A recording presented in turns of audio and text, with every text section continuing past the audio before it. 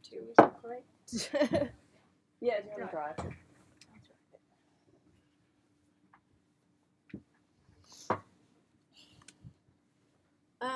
Okay, so today we were just going to talk you through, for the last few weeks we've been out talking to some customers of building consents and also the building warrant of fitness side of things.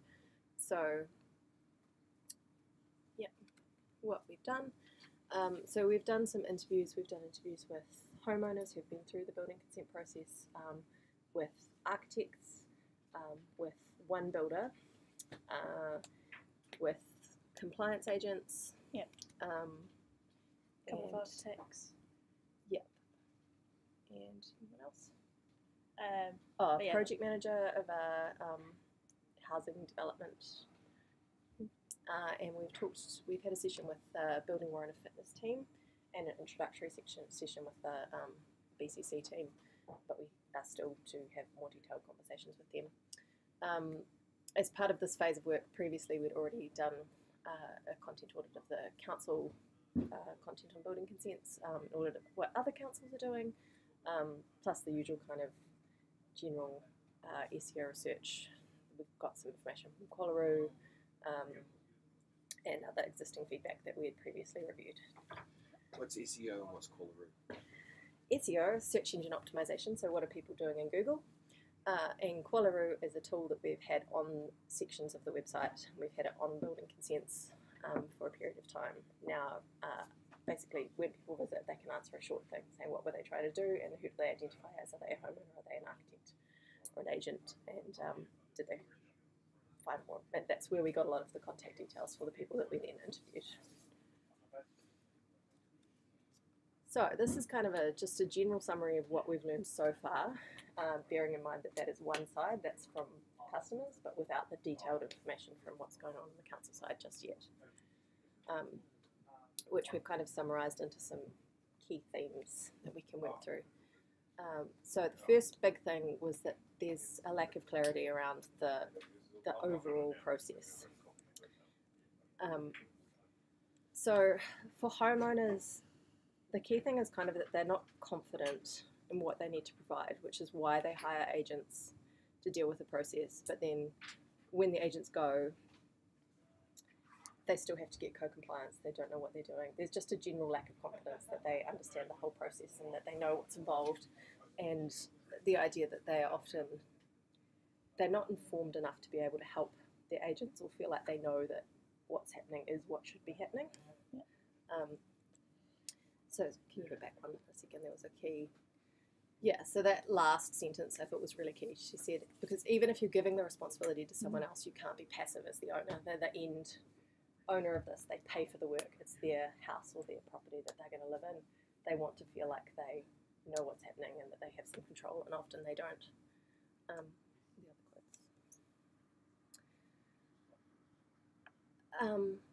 quotes. So yeah, this one also, she was told they would never have hope of doing it themselves, and having gone through it, we absolutely agree with that.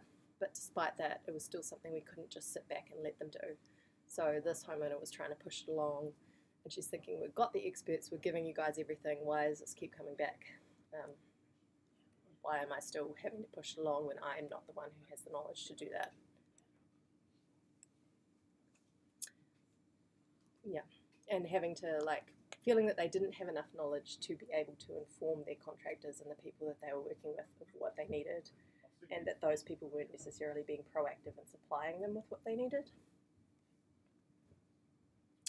So then we talked to a couple of architects, and their view was pretty much generally that they try to give them an overview of the process, they talk their clients through it. Some of them do want to know what's happening, some of them don't.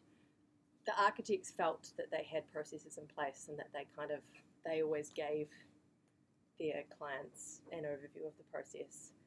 But it seemed that that was often very ad hoc. It was just part of the conversation, and there was no formal, we have material that we give to a homeowner so they understand what happens. There's just a sense that they had a conversation and they made them aware of what was going to happen. But my feeling is that to the homeowner, there's so much information coming into their brain at that time that they're probably not actually retaining much of that very well.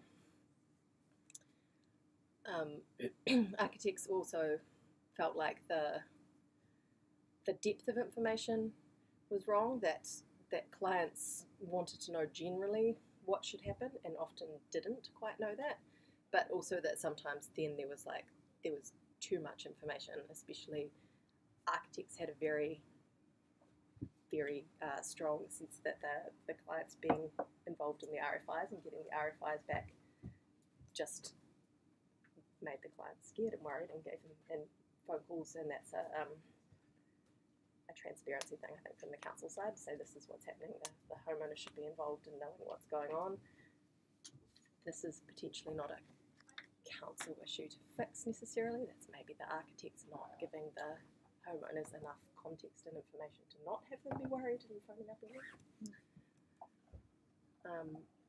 The usual kind of simple one, that homeowners found the language confusing when they were trying to do their own research and go through things on their own.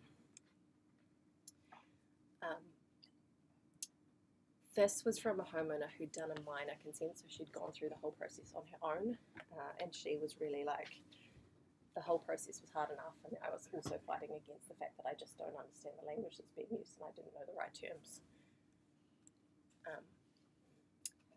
And this one was about code of compliance certificate stuff, and that she had to know what to come back to all her tradespeople and ask for at the end, and just didn't feel clearly like she knew what these are the things that I need and this is how I should ask for them. And yes, I definitely have what I am required to get. And another one just saying we should keep it consistent. This is, there's a lot of feedback about the 20 working days and the clock starting and stopping, and it seems like overall agents just give homeowners a much longer time frame, because the 20 days, everyone who's involved knows that it's not 20 days, it's 20 working days in between all the various stops and starts. So it seemed like architects and the project manager as well, they just said they just give people, they used to give them 6 weeks, and now often they'll give them three or 4 months. Yeah. They felt like it was taking longer now. There was a sense from homeowners specifically, I think, that they felt like the council staff were too busy and were kind of overwhelmed with work. And there was a couple of people who said I felt sorry for them, which I felt was interesting. Like, I'm not quite sure where they actually got that from, but that was their interpretation of what was happening, was that the council was so busy that they couldn't get back to things properly. Whereas maybe it's just a lack of communication, maybe that is true, I'm not entirely sure yet. The builder also had more practical concerns, and that they cannot start work until the consent is approved, and trying to schedule their work becomes very difficult when things drag out. And I think we might mention it later, but this guy had a specific story of kind of lining up a job well in advance based on the fact that he assumed there would be a lot of RFIs, and then they weren't, and he'd lined up another job, and then everyone was angry. And, this one, how far we can fix this on the website, is up for debate. There seems to be a mismatch in how people understand who's responsible for what, but along the whole chain, like the homeowner isn't quite sure who's responsible for what, then the architect has a different idea of who's responsible for what, the council thinks this thing, the builder thinks this, so there's kind of whoever's the previous point in the process, everyone thinks that they've done something wrong, but actually there's possibly just not a very clear awareness of who should have been doing what. This one we've talked through with BWOF, slightly more complicated, but there's the idea that when you have a compliance schedule in a building, it's supposed to be the architect's responsibility to do the draft schedule with the plans for the building consent, but the architects themselves are not so confident that that is their area of expertise, or that they are doing it correctly, or should necessarily be taking that on in a compliance sense. The compliance agents, so this is the IQPs who are doing the auditing work for the compliance schedules, they felt like there was avoidance of responsibility from architects in putting in the right things into the compliance schedules to make sure everything was going to work the way that it needed to work. And like I just said, the architects felt like that shouldn't be their responsibility in the first place because they don't know what should go into the builder felt like the architects didn't take enough responsibility for compliance in terms of making sure that what was drawn and consented was actually buildable, and they often ended up coming back around because they would get the approved consent and look at it and say, well, I can't build to this, we need to make a whole lot of changes, and then have to kind of go back through the cycle.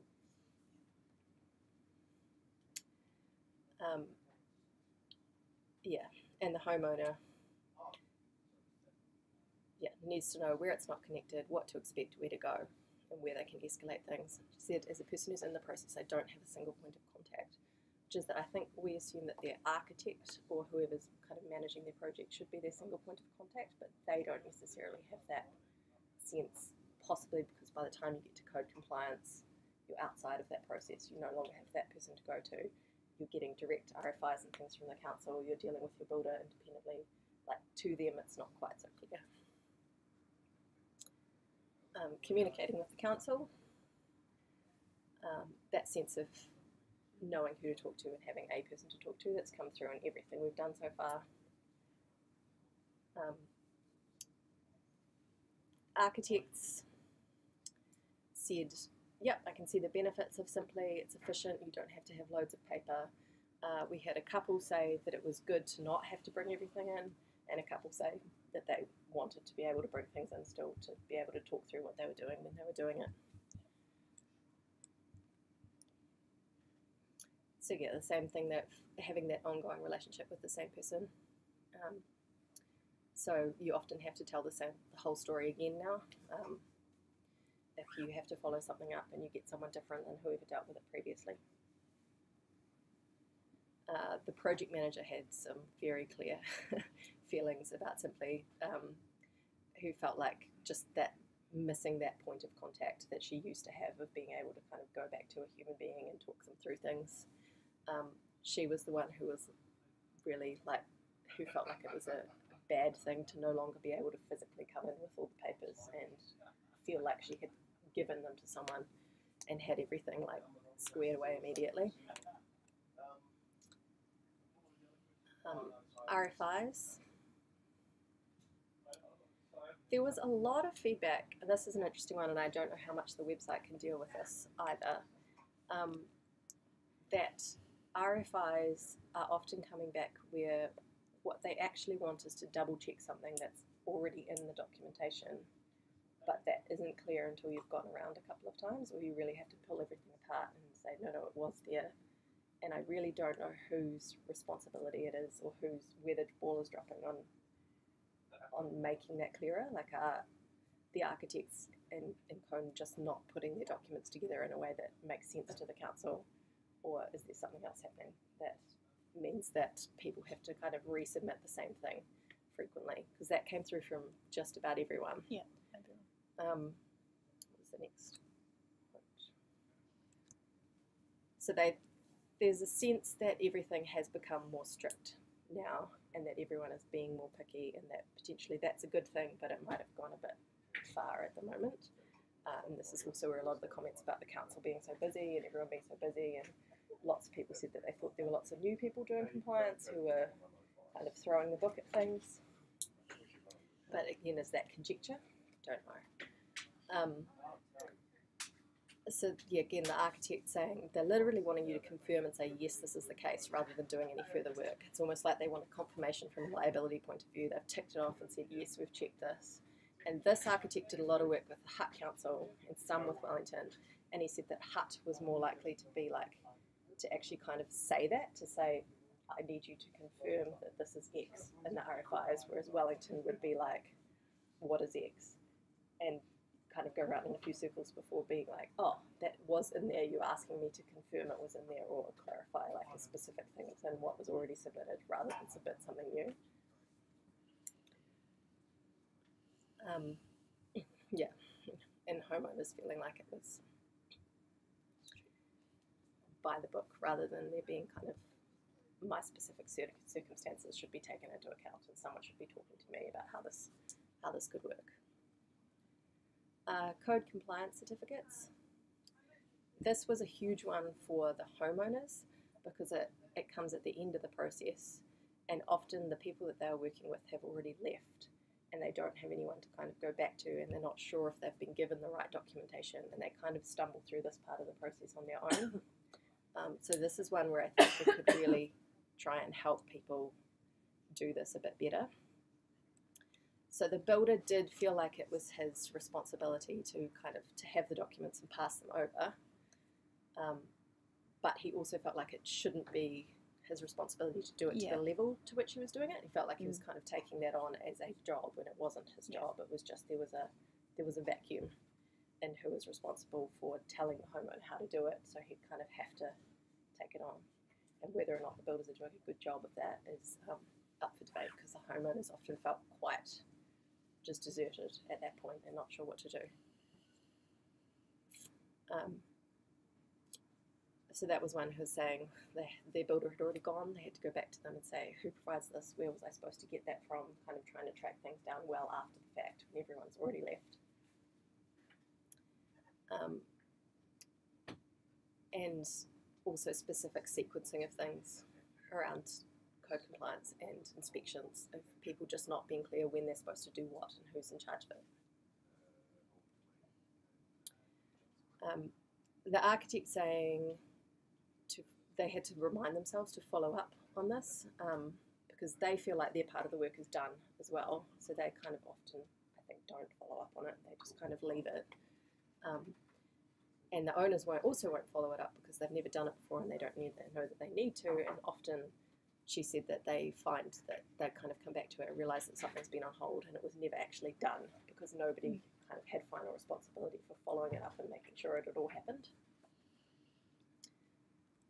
So overall, from the homeowners, they felt like it was pretty painful, caused a lot of anxiety for them.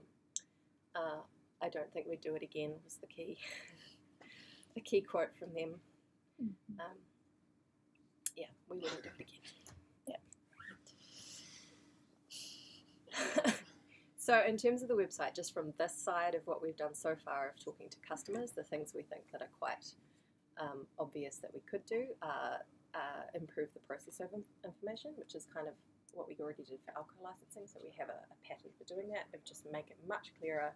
This is the end-to-end process. This is the order things that happen in, and this is who is responsible for it, so that homeowners have the ability to inform themselves and kind of have a better sense of what should be happening and feel a little bit less lost. Clarify roles and responsibilities, we said, who is supposed to be doing what and when.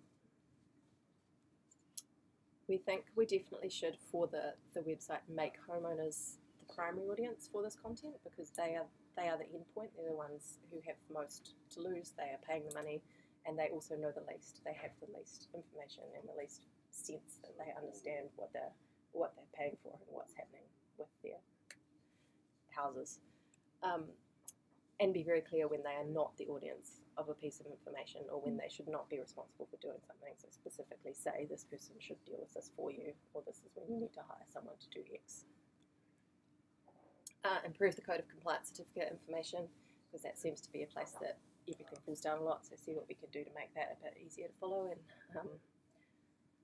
make that work a bit better. This is a question mark. Can we do anything with this? Because there was also, we understand that most of the time simply is being used by the professionals who are in there all the time doing it, and they are fine. But for things like minor works, homeowners will often be doing their own consents for stuff like that, and they also have to follow the entire Simply process currently. And the people we talked to who'd done that felt like it was quite overwhelming and hard to work out what they should be doing. So if we could add anything in to help that. This is another question mark. Could we or should we add specific information for architects and other agents about how we want them to be interacting with the council? Christchurch has a section on how to avoid RFIs that we've heard from a few people is quite good and useful information. Also, when we asked agents where they get information about changes within the council, they all did a big shrug. There's some things that come direct from MB, but they didn't seem to really have a clear connection to the council to understand how their work relates and what might be changing or happening. Pull all the inspections information together, because currently I think that's scattered over, is it 3 pages? 3 pages, the dots aren't connected with inspection information. I lost my notes ages ago, but basically that was it. It's just it's just bringing things together. It's just bringing it all together, so all of the information about inspections is kind of just in one place, and it's clear who's responsible for what and when you need to do things. Currently, there's a section on the apply page that talks about amendments, but that's potentially something that we should pull out and give a bit more prominence and make it its own thing and easier to find. What happens if something changes during the process? That means you need to make a change to your consent, because that seems to be fairly common, possibly, and also an area where people get a bit confused and lost and aren't sure what's supposed to be happening or why. And then back to the homeowners doing their own consents and using Simply for minor things. Should we add specific information about minor works? Understanding that homeowners will usually not be, or often will not be, using an agent when they are doing those things to help them work through the process on their own for those smaller things.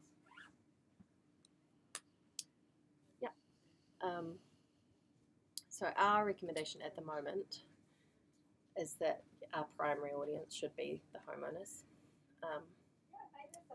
For the reasons I listed before, they have the least knowledge and they need the most help. And they want to feel reassured that they are doing the right thing in the right way. They need help understanding what they need to do, who they need to contact, when they should be doing it. And they want to feel like they're informed enough to have confidence in their agents that they are actually following the right steps and getting what they've paid for. And then we need to think very carefully about what information we want to add to help architects, builders, other agents, and whether or not the website is the right place to add it, or whether we should do something else. Cool. Next is just, that's the end. There's no other slides after that. Next is, well, first of all, we need to talk to the teams in more depth and get the other side of all of this. And then start putting together a plan. There's blends of truth in all of it.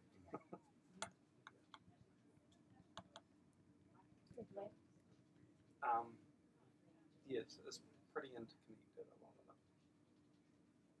Like, I suppose, feeling like the new staff, that's true. High staff turnover. The ownership's always an interesting one. Who owns what part of the process? By law, it's a homeowner owns the whole process end to end. So who do you engage in what parts? Difficult. It'll be interesting to find out. Well, I guess I make a distinction between the process and compliance, and so how much of it is actually the process, and how much of it is I don't want to go through the process again because of all the requirements that I need to meet. So, did you get a feeling for that? Sorry? Did you get a feeling for that, of how people are like different? I think there's a lack of understanding of what is actually just the business of compliance and what is like a view that the council is being picky, or like it's interesting kind of the process. There's architects here, then council, then builders. Architects felt like council were too picky. Builders felt like they're not picky enough because everybody needed different information. And like the builders were coming out of it saying, I feel like council should have picked up on this. Architects were saying, oh, why did they bother to pick up on that? It doesn't matter. You know, like everyone just, just not a clear view through the whole process for everyone of why everyone needs each piece of information. So everyone's slightly resentful about having to provide it. It's interesting because the architects, one of the things we tried 4 years ago is to join the owners to the process. And often the agents, who the agent may be, architect, whatever, they absolutely oppose that the owners should be involved and that they control it. So we went through a process there of keeping owners involved. And then the architects here, they were ballistic because we were keeping owners involved. So it's kind of, tough. And through the Simply portal, there's a ability to keep owners involved. The architects, they can actually choose to turn the owner off, so they turn the owners off. So they don't want them in it. So it's really interesting. And having asked them about that, I felt like just talking to the architect, their reasons were valid. They were like, I don't want to overly worry or burden the homeowner, but then at the same time, in the RFI process, that costs the homeowner. All of that costs the homeowner. Yeah. And the first thing that the architects do is, blooming council want more information, without even thinking of what information was deficient in the first place. Yeah. Right. There's quite a few threads and stories around all that all come together. It's that ability of architects to be able to actually hide their own poor quality of work from the homeowners, but also the stories that they were telling were consistent with that. I found personally interesting in that one of the architects we interviewed was my architect, who I've just done a building consent with. And when I said to him, do you have a process you take homeowners through where you tell them what's going to happen and give them information? He's like,